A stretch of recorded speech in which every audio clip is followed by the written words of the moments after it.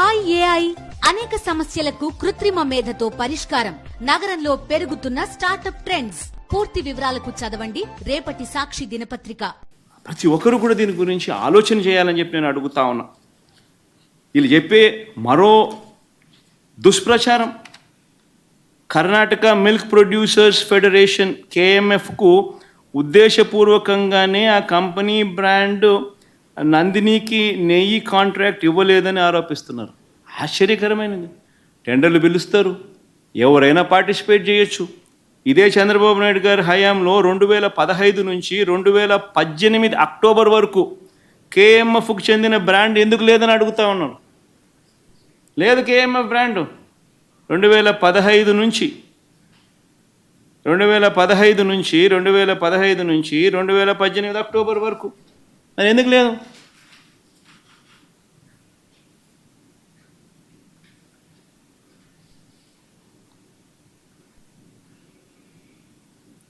ఇంకొకటి ఆశ్చర్యకరమైన విషయం, national dairy development board report July 23 అంటే 2 months బిఫోర్ రిపోర్ట్ వస్తే ఏ అధికారి వివరణ ఇవ్వకుండానే 2 నెలల తర్వాత టీడీపీ ఆఫీస్లో, తెలుగుదేశం పార్టీ ఆఫీస్లో ఆ రిపోర్ట్ రిలీజ్ చేస్తారండి.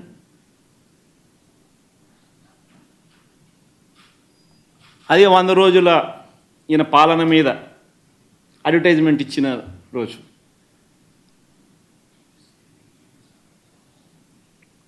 అసలు తిరుపతి తిరుమల దేవస్థానంలో నిజంగా మనం వచ్చిన తర్వాత, వైఎస్ఆర్సీపీ ప్రభుత్వం వచ్చిన తర్వాత ఎన్ని విప్లవాత్మక మార్పులు ఇంకా తీసుకొచ్చాం. అక్కడ ఉన్న ల్యాబ్స్ని ఇంకా మనం స్ట్రెంథన్ చేసాం. CFTRI central food technology research ఇన్స్టిట్యూట్కు చెందిన వాళ్ళతో అనుసంధానమైనారు టీటీడీ వాళ్ళు. అక్కడ ఇంకా ల్యాబ్స్ను మెరుగుదిద్దినారు. అక్కడ నుంచి సీనియర్ ఉద్యోగుల్ని కూడా రిక్రూట్ కూడా పెట్టుకున్నారు. ఇంకా అక్కడ ప్రతి అడుగులోనూ కూడా టీటీడీ బోర్డు అనేది నిజంగా ఒక విశిష్టమైన బోర్డు. టీటీడీ బోర్డు అన్నది నాకు క్యాబినెట్ కూర్పు చేయడం ఈజీ, టీటీడీ బోర్డు కూర్పు చేయడం ఇంకా కష్టం. నిజంగా అంత కష్టమైన కార్యక్రమం. ఎందుకనంటే టీటీడీ బోర్డుకు రికమెండేషన్స్ ఒక్కరి దగ్గర నుంచి రావు. కేంద్ర మంత్రుల దగ్గర నుంచి చుట్టుపక్కల రాష్ట్రాల ముఖ్యమంత్రుల వరకు, చుట్టుపక్కల రాష్ట్రంలో ఉన్న ప్రతిపక్ష పార్టీలు సైతం టీటీడీ బోర్డు మెంబర్షిప్ కోసం అడుగుతారు, ఫోన్ చేస్తారు, రిక్వెస్ట్ చేస్తారు. అంత కష్టమైన కార్యక్రమం అది. అంటే వాళ్ళ రాష్ట్రాలలో విశిష్టమైన మనుషులు, అంటే కేంద్రం దృష్టిలో కూడా విశిష్టమైన మనుషులు, ఇంపార్టెంట్ పీపుల్, ప్రసిద్ధి కాంచిన మనుషులు, ఇటువంటి వాళ్ళందరూ బోర్డులో సభ్యులు అవుతారు. ఆ బోర్డు కూర్పు చూస్తే అటువంటి విశిష్టమైన వాళ్ళందరూ బోర్డులో సభ్యులు. వాళ్ళందరూ రాటిఫై చేస్తారు దీన్ని. ఈ టెండర్ల ప్రక్రియను రాటిఫై చేసేది board. Government of Andhra Pradesh does not get involved in TTD matters. It's autonomous body. The board takes decisions. ఇటువంటి ప్రసిద్ధిగాంచిన మనుషులు ఉన్న board, they ratify these decisions. It's a beautiful practice. TTD అనేది ఒక బ్యూటిఫుల్ ప్రాక్టీస్, గొప్ప వ్యవస్థ, ఒక గొప్ప ప్రాక్టీస్ అందులో ఉంది. బియాండ్ ఎనీ డౌట్స్, బియాండ్ ట్రాన్స్పరెన్సీకి పెద్దపీట వేస్తూ కేవలం దేవునికి మంచి చేయడం ఎలా అన్న ఒకే ఒక్క మైండ్ సెట్తో పనిచేసే మనుషులు అక్కడ బోర్డు మెంబర్స్గా ఉంటారు. అటువంటి వాళ్ళు చేస్తారు. ఈవెన్ టీటీడీ బోర్డు మెంబర్ గురించి వైవి సుబ్బారెడ్డి గురించి కూడా మాట్లాడాల్సి వస్తే 45 సార్లు ఆయన అయ్యప్ప మాలకు పోయినాడు తెలుసా. 45 సార్లు పైన ఆయన అయ్యప్ప మాల వేసుకున్నాడు ప్రతి సంవత్సరం. అంతకన్నా గొప్ప వ్యక్తి ఎవడన్నా టీటీడీ బోర్డు మెంబర్ కాగలుగుతాడో చెప్పండి? అంతకన్నా భక్తుడు ఎవడన్నా ఉంటాడో చెప్పండి? 45 సార్లు టీటీడీ మా అయ్యప్ప మాల వేసుకొని, అది స్వాముల్లో కూడా ఏంది సూపర్ స్వామి, గురుస్వామి స్టేజ్.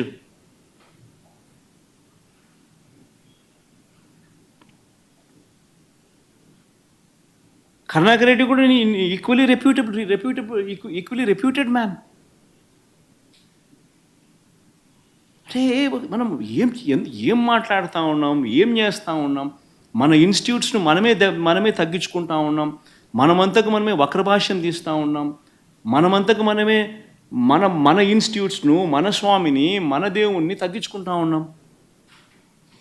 బయట ప్రపంచానికి రాంగ్ మెసేజ్ మనం పంపిస్తూ ఉన్నాం. ఇంత గొప్ప ప్రాక్టీసెస్ ఉన్నాయనే దానికి చెప్పుకోలేక, ఉన్నది చెప్పుకోవడం ఇష్టం లేక, కేవలం బురదయ్యాలన్న ఆలోచనతో, దుర్బుద్ధితో మనం ఏం చేస్తూ ఉన్నాం? ఒక్క చంద్రబాబు నాయుడు మాత్రమే చేయగలుగుతాడు ఇట్లాంటి కార్యక్రమాలు. అది ఆంధ్ర రాష్ట్రం చేసుకున్న దౌర్భాగ్యం.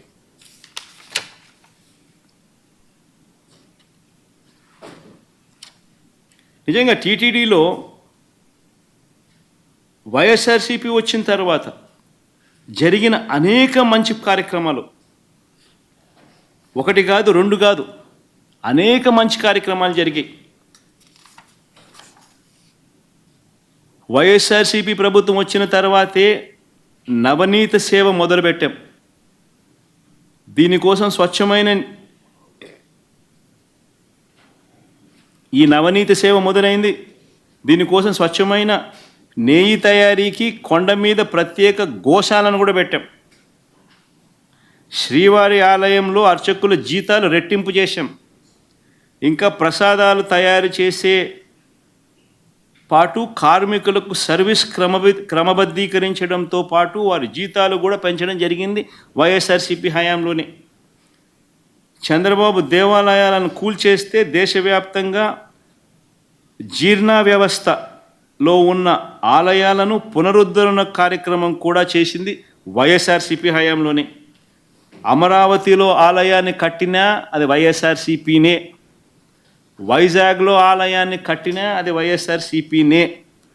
భువనేశ్వర్లో ఆలయం కట్టినా అది వైఎస్ఆర్సీపీనే. హైదరాబాదులో జూబ్లీ హిల్స్లో ఆలయాన్ని కట్టినా అది వైఎస్ఆర్సీపీనే. జమ్మూ కాశ్మీర్, చెన్నైలో కూడా ఆలయాలు కట్టినా అది వైఎస్ఆర్సీపీనే. ఇవన్నీ కట్టింది వైఎస్ఆర్సీపీ హయాంలోనే, చంద్రబాబు హయాంలో కాదు. చివరికి అమెరికాలో కూడా ఆలయ నిర్మాణానికి మా హయాంలోనే టీటీడీ సహకరించింది. స్వామివారి దర్శనానికి వచ్చే భక్తులకు సేవలు అందిస్తూ ఉన్న ఉద్యోగులకు మరింత తోడుగా నిలిచేందుకు 9,000 మంది ఉద్యోగులకు ఇళ్ల పట్టాలు ఇచ్చింది కూడా వైఎస్ఆర్సీపీ ప్రభుత్వమే. వైఎస్ఆర్సీపీ హయాంలోనే. చంద్రబాబు హయాంలో కనీసం 1 సెంటు కూడా ఆ టీటీడీలో పనిచేస్తూ ఉన్న ఎంప్లాయీస్ 1 సెంటు స్థలం అయిపోద్దు ఇవ్వడానికి ఆయనకు మనసు రాల.